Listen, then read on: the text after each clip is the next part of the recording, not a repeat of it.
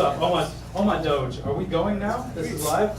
Okay, who loves open source? We all love open source? When I say hell yeah, can you say open source? When I say open source, you guys say hell yeah. When I say open source, you say hell yeah! Yes! Thank you guys. I want to tell you a story about achieving more than your wildest dreams, more than you hoped for, but it starts kind of sad. Picture me. This is me here.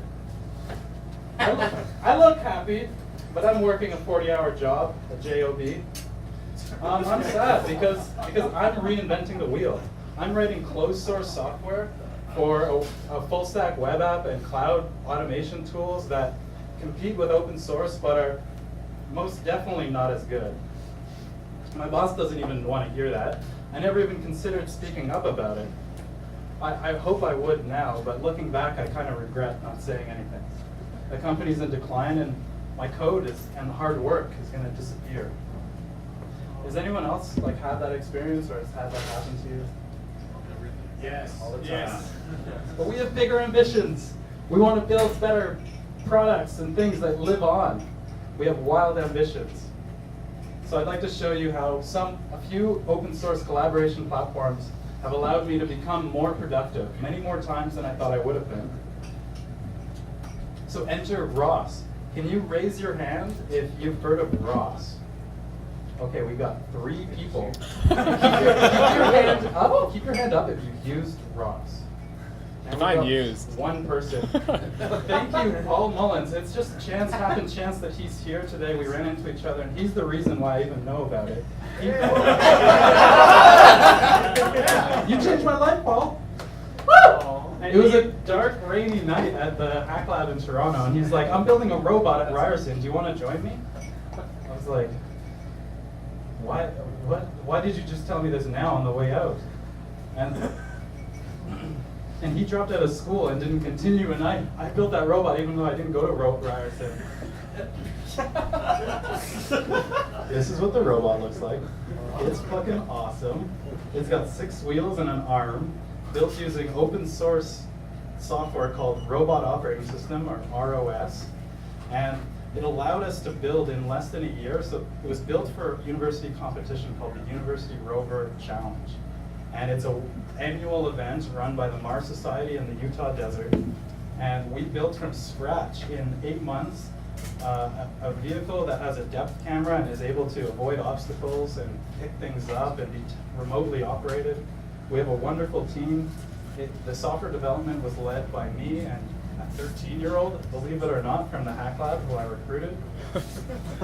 Matthew Mervish is a more talented developer than I am, and I guess it stems from his parents. Instead of teaching him or reading to him bedtime stories, they read to him learning Python the hard way.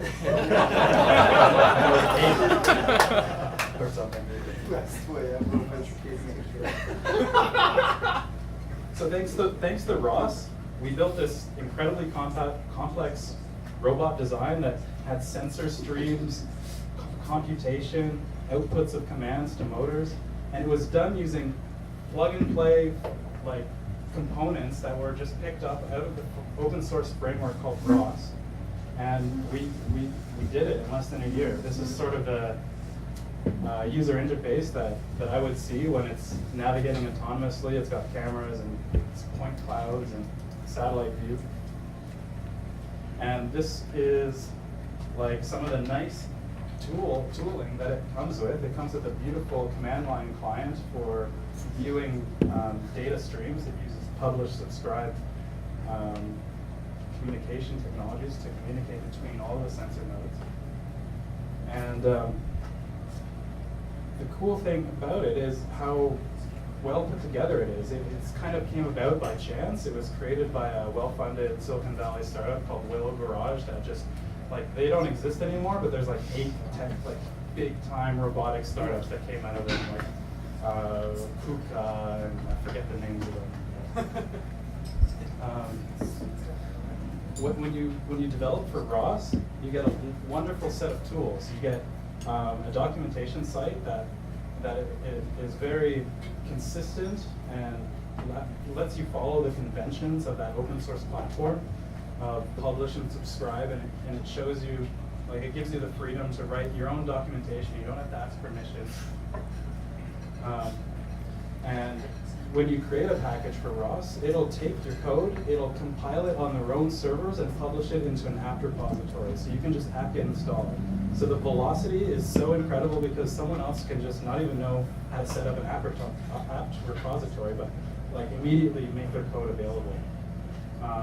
You have this wonderful, like, it's maybe not wonderful because it's XML based, but it's like a launch language that's kind of simple and very interoperable. So you write your code and it like immediately is available in this launch language that lets you start up all of the programs in your robot.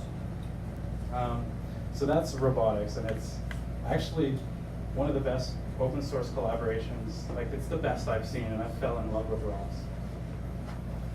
Moving on to Openstack is another very popular open source collaboration platform. Raise your hand if you've heard of Openstack, and keep your hand up if you've used Openstack. So we have like half of the people who've heard of it, and now we have like a quarter of the people who have used it. And so this is like a screenshot of the web dashboard. And let's move on. So it's one of the most popular open source projects. It shows up on the top 30 most committed, most pull requests, most issues. Like, I mean, it's broken up into like 20, 30 different components. So just the 3 biggest ones show up here, and if you were to combine all 30 projects of OpenStack, like, it would be one of the largest open source projects, up there with Linux, up there with Chromium and Kubernetes.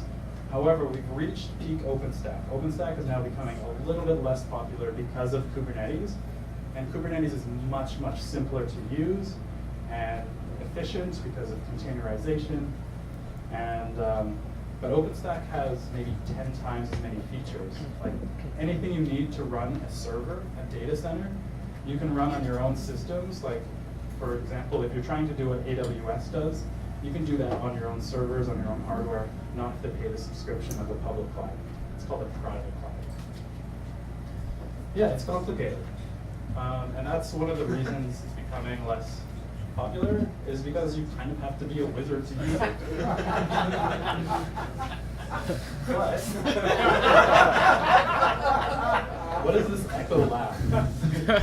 Okay, so it's a great project still. You can do amazing things with it, and I really recommend it. It has wonderful documentation that looks like this for the Python API, or like this for a configuration file that's fully documented. It's really, really good. And it has a strong command line interface. It has really good support, and so I recommend it. Okay, last part is about cancer research, which is what I most recently worked on at SickKids Research Institute. Their funding has run out for that, so I'm looking for a new job, but hopefully I can take a sabbatical first. So what we're looking at here is image processing, and I'm going to stick to that because that's what I know. In the area of genomics, there's a lot more open source collaboration that has really good tools. But in terms of image processing, it doesn't even compare to the tools we were just looking at with robotics and open source. One of the interesting findings we found in our lab is that animals that live longer have smaller cells, and it's a strong correlation. So we see here human cells, which are small, and then mouse cells, which are large, and it's such a strong correlation. It's stronger than if we control for body weight or metabolic processing.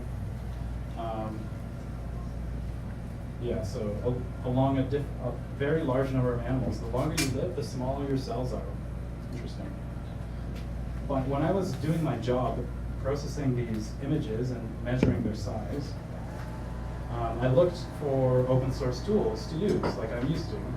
And there's some, but they're not the greatest. There's ImageJ, which is based on Java. It has a lot of extensions that you can use other languages, but they all compile back to Java, which means you have to understand those, like, for example, Jython, which is like Java Python. You have to understand like what the limitations and the peculiarities of that is. The other thing that sucks, that needs improvement, is that there's no package manager. There's no package repository for your packages to go into immediately without you having to do work. There's weak documentation, weak command line tools, and everything is like in this tool menu based, which is such cancer. Like this is not even the longest menu. The next one over is longer. And there's another tool. There's a plethora of tools in the academic community. In the academic community, it's typically PhD students who do their one project, graduate, and the code dies. They don't have a good framework to put their code into that can be interoperable. And for example, in this very popular tool, the documentation really sucks. Like, just look. There's some of these plugins have tutorials, but when I clicked on the link, it was a 13-page academic paper. Those are fun to read. What are you talking about? And it goes on. The core documentation looks like this for the tool. It's such AIDS. Even the lead author that runs the lab who produces that software has published publicly that there is a need for more standardization and interoperability, and says that much can be gained simply by better organization of the current state of the art. And we should support software. We should fund open source software. It's unfortunate we don't, but let's try and do a better job. That's all. Thanks.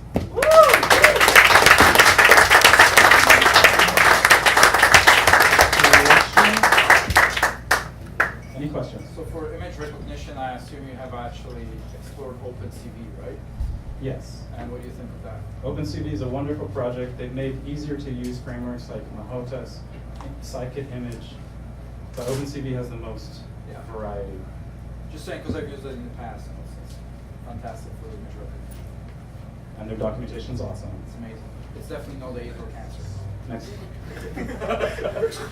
Is there a Java library that abstracts OpenGL without just sort of giving a Java face to the same stuff? Does anyone know if there's a library that abstracts OpenGL? Without repeating just OpenGL. Right? OpenGL is intended to be fast, right? And then I don't know. 3JS? Yeah. 3JS and Yeah, JavaScript is for wonderful. But web that's stuff, not yeah. really, but that's not really Java. No. No one likes Java.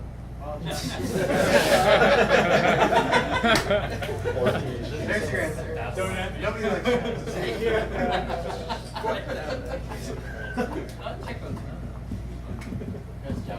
Yeah, I know. Any other questions? I don't think so. Any more questions, Java is anybody? a very, very old language. They're not very good at anticipating changes.